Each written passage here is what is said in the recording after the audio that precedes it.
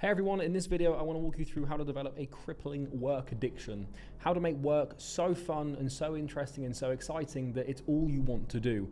I will preface this video and I will warn you, I'm going to show you how I've done this, and I'm going to show you how I've basically made work the center of my life and how I've developed a genuine crippling addiction for it. So I want to kind of explain first of all what it actually means to have a work addiction from someone who actually has one and who's intentionally developed one. I'm going to give you a whole protocol in a second on how to develop a work addiction so you can just basically make hard things really easy. But before I do that, let me just give you a couple of little warnings. First of all, the consequence of this is you're going to want to work all the time. It's going to get in the way of your personal relationships. It's going to get in the way of your social life. It's even going to get in the way of your family and other things that you feel are important to you.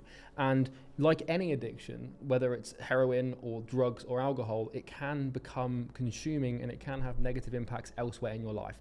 So this video is for people who want to get extremely quick and fast commercial results. If you want to get rich really quickly, build a really successful business, outcompete everyone, the only real way to do those things is to develop a serious addiction for work. And so, I'm going to talk about my experience with developing a genuine clinical work addiction and how you can do the same thing and do it intentionally. The only addiction I would ever want to have in life is work. I've been addicted to video games before, I've been addicted to junk food before and all sorts of other vices in the past, and I've been able to completely shed myself of all of those addictions. But the thing about shedding yourself of an addiction and removing an addiction from your life is it's energy, and you need to replace that addiction elsewhere.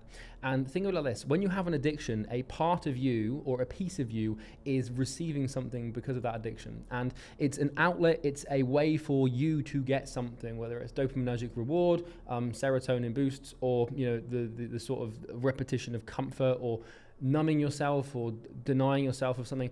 All addictions are very, very, very complex things. But when you remove an addiction, the energy supporting the behavior that caused the addiction to happen has to go somewhere, has to be redirected. And so what I've been doing really over the last decade is taking all of my addictions, all of my vices, all of my troubles, all my issues, and channeling all of them into one thing, which is my work. And when you do that year over year for basically 5 to 10 years, you become incredibly insatiable, and all you want to do is work. And it's still possible to have a healthy lifestyle. It's still possible to have friends and a relationship and a family life. It just means that those things won't be at the center of everything that you care about. Hey, I'm really sorry to cut in here because I hate sponsorship ads and mid-roll video promotions as much as you. But if you can give me 30 seconds, I want to explain something called Imperium Academy. It's a completely free training program that I've built that basically explains how to achieve financial freedom in 6 weeks or less. I've made nearly $40 million online, and I've compiled everything I know about making money online into a 6-week program that walks you through step by step how to achieve financial freedom and earn 6 figures with an online business in 6 weeks or less. It's completely free. It works especially if you're a beginner with no previous business experience, and on top of that, if you have no money. So it's free. You can click the link in the description. There's no catch, no BS, no credit card required. Just click the link in the description, check it out now, and let's crack on with the video. All the successful people I know multimillionaires, 9-figure entrepreneurs, 8-figure entrepreneurs, I know billionaires, they all, without exception, they're all very, very addicted to their work. And to give you a case in point, right now on my phone, it's 10:20 p.m. on a Thursday night, and I've already worked for probably 14 hours today, and I can't stop. I don't want to stop. Work isn't something for me that I have to drag myself to my desk to do. It's not something that feels bad. It's not something that feels negative. It's not something that even feels painful anymore. That's not entirely true. There's lots of pains associated with doing things that I don't want to do. But my point is that I'm just addicted. I can't get away from my office. I want to be in my office more than I want to be anywhere else. I was literally, it's 10:20 p.m. here on I don't know if you can see that because the camera's flipped, but it's late. I was watching a golf video and I was chilling out, and I had this urge to make a YouTube video. And I had this, what I did is I had this urge to work. I had this urge to open Slack and start messing around with a few things, and then I thought, oh, that would be a good YouTube video. So here I am at nearly 11 p.m. On a Thursday making a YouTube video about how to get a work addiction. So I can show you how to do it, and I'm going to show you how to basically do this. But warnings, first of all, warnings. This is an addiction, okay? This is not something to be taken lightly. If you want to develop this, develop it at your own risk. It's not actually that hard to do. It's pretty straightforward, but please just know that this is a real clinical addiction. It can cause elevated stress. It can mess with your sleep at times. It can interfere with your personal relationships. It can leave you with very limited emotional capacity for emotional partners. It can cause you to want to get rid of different friends that aren't going to be good for your goal. But the upside to me, it far outweighs anything, because the status you get, the fame you get, the attention you get, the monetary goals you get, the ability to compete to win. Like, it's very hard to beat someone who has a crippling work addiction. So without further ado, the protocol is pretty straightforward. First of all, get rid of all your addictions. I know that's a blanket, easy way to say it, but I've got sort of 5 or 6 points I want to make here. But the very first one is realizing that in order for your work addiction to produce the best results, you need to take all of your other addictions you've got, all of your coping mechanisms, all of your trauma, coping mechanisms, whatever that is, whether it's vaping, whether it's smoking, whether it's drinking, whether it's gambling, whether it's porn, whether it's junk food, all of those addictions, get rid of them. And when you feel the impulse to behave the action out that was leading to the addiction, work. And what you need to learn to do over the next year is basically every 2 to 3 months, you want to tackle a new addiction. So this work addiction thing takes like a couple of years to build this, right? But the way you do it is you pick an addiction at the beginning and you get rid of it. You stop doing the behavior, the impulse that basically creates the behavior that feeds the loop of the addiction. Stop doing it. Let's say it's junk food. And you have a junk food addiction, and so every night at 7 p.m. you have this need to sort of binge eat. Instead of binge eating, go and work. And I know that at the beginning, this is going to seem really weird and very difficult to do, because right now for you, work is this really painful thing. But what you can do by just simply doing this is you can basically rewire your neurochemistry and rewire your brain to associate that impulse, that need to feel comforted or that need to feel numb or whatever it is you're doing, with work. And what you can do, if you do this basically with every impulse you get for about a year, is you can sort of reroute your nervous system and your neurochemistry to basically seek comfort and numbness in work. And so all the existing addictions you have, I don't care if it's porn, I don't care if it's junk food, I don't care if it's smoking, I don't care if it's gambling, I don't care if it's drinking, or whatever it might be, you do them to feel a certain way, you do them to alleviate pressure in your life, you do them to alleviate pain, you do them to numb yourself, you do them to comfort yourself. And there's a whole myriad of things that you can get from these things. But if what you learn to do is take all those impulses, and every time the impulse is triggered, like you get the sort of, you get that sort of urge, it's like coming up.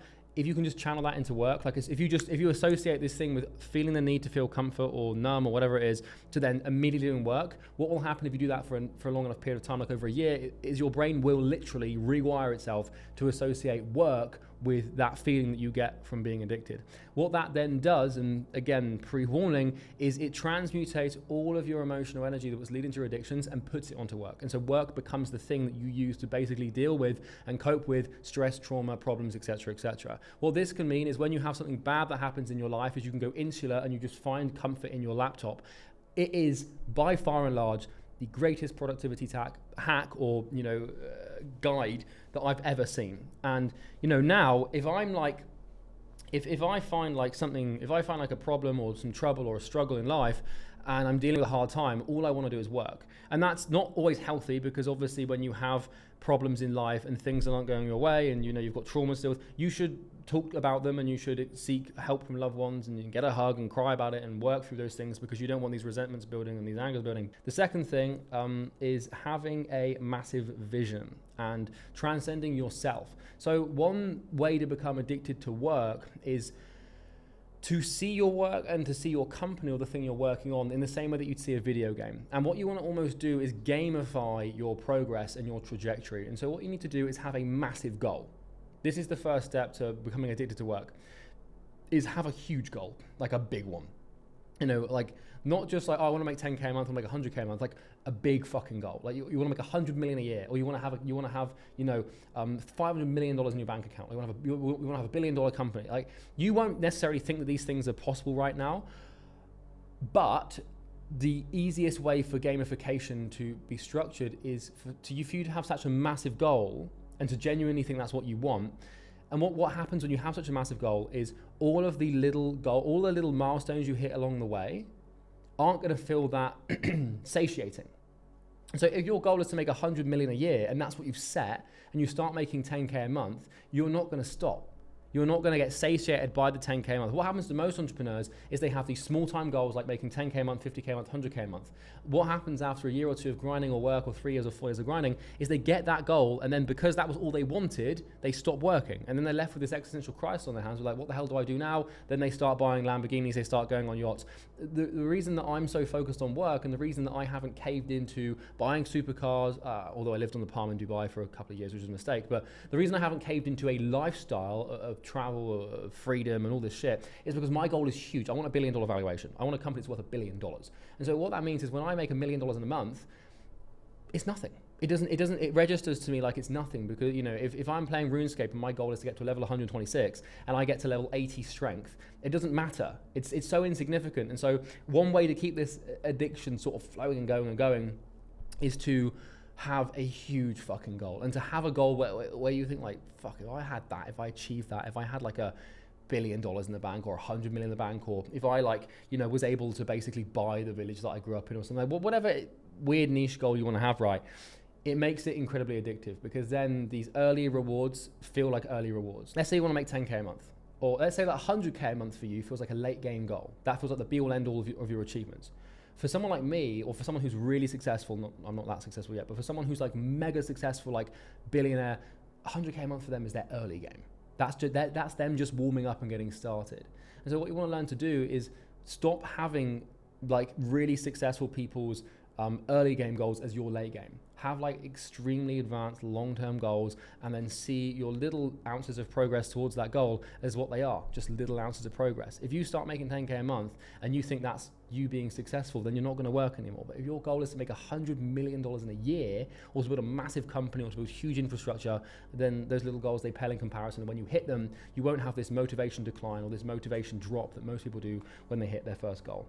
Next thing is only hire people you like, okay? One of the most important things in your business and in your career, or whatever it is you're trying to work on, I'm assuming it's probably a business here, is only work with people you like. Because one thing that makes things very addictive, and one thing that makes you want to keep coming back to doing the same thing over and over again, is the kind of people that you work with, okay? And so this is why, for example, I've got a product called High Ticket Heaven, which is a collection of basically like 100 founders in the info and agency game, and we get loads of applications for them, but we turn down a lot of people. Like it's a high ticket thing. We do in-person events, coaching, etc. And that's not a pitch, by the way, but the point I'm making here is I am very selective of who we take on. So there are people who have applied for that who throw their Amex at us, but we don't take on because we don't like them, or we don't want them to be part of the group. And so for me, one thing that makes work really addictive is knowing that whenever I open my emails or my Slack or my school group or whatever it is, I'm being greeted by, and I'm talking to people I actually enjoy engaging with. It makes it insanely addictive. You want to hire people that make you feel good, make you want to be there, and basically create a culture in your team and also in your client base and your coaches and whatever sort of business you know, infrastructures or team structures you have that make you want to be there.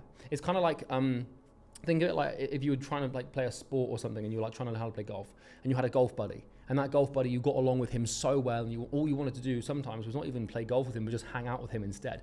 If you can create that culture in your company, not only for yourself, for your team, but for your clients, for your coaching calls, whatever it is that you have, your support team, you're going to want to be there. Next thing is only use tools that you like as well. So one thing that can really cause people lots of stress and lots of, you know, trouble at work is using tools and using softwares and using, you know, screen setups and desk setups that you don't like. That's really all there is to that point. And, you know, one thing I found that makes work incredibly addictive for me is mechanical keyboards, gaming mice, big like sort of like a sick monitor, having like all the best camera equipment, the mic equipment, like being able to make really good content and do really good work, and being in an office and environment that makes that conducive. Next point is make your office the most comfortable or inviting room in your home. I'm not saying that you should make your other rooms uninviting, but I'm saying that you want to create an office space that makes you want to be there. Like I love being in my office. Like even though that it's not big, it's just like this little square, and it's not huge. Like I've got some nice wooden panels, I got the air conditioning, I got my light, I got my setup, I got my standing desk, my chair's really comfortable. I've got some of my favorite artwork on the wall with my whiteboards for ideas. Like I've constructed this office to be somewhere I want to be. And what that does is it makes me, I wouldn't say that's the sort of main root of the addiction, but it definitely helps. And so if you do all of those things, you know, if you redirect all your addictions into the work, and you redirect your impulses to commercial productivity, and you have a massive vision, you only work with people you like, you only use tools that you like, and you create an environment that you like, all of those things in unison combined make it very, very easy to develop a work ethic. The main one is the sort of transmutation of those addictions. If you can learn to do that, you're going to crush. But I can tell you as well that what will happen after probably like 5 years, and that feels like a long time, but trust me, you're going to be around probably like 60, 70 more years, right? So after 5 years, if you just do this every day and you get into the habit of working really hard, and just like for me, I wake up and I'm at my desk within 10 minutes, and I'm at my desk basically until I go to sleep. And that's pretty much what I'm doing. When you do that, at first it's horrible, it sucks, it's exhausting, but over time you'll develop this identity with it and you'll just want to work all the time. And so yeah, that's just a quick video on how to develop a work addiction. Use it wisely.